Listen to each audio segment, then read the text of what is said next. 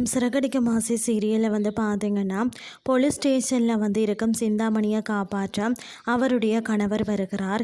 மேலும் அவருடைய ஆட்களை வைத்து சிந்தாமணி தப்பு செய்யலை என்று நிரூபித்து அவரை ஜாமீனில் எடுக்கிறார்கள். சிந்தாமணியை பார்க்க வந்த ரோகிணி கவலைப்பட்டு பேசுகிறார். ஆனாலும் சிந்தாமணி இதற்கு பதிலடி கொடுக்காமல் விட மாட்டேன்னு சொல்லி சபதம் எடுக்கிறார். இன்னொரு பக்கம் வீட்டிற்கு வந்த முத்து சிந்தாமணி கைதான விஷயத்தையும் மீனாவை தாக்கியது சிந்தாமணி தான் என்ற விஷயத்தையும் சொல்கிறார். ஆனால் அதனை விஜயா நம்ப மறுக்கிறார்.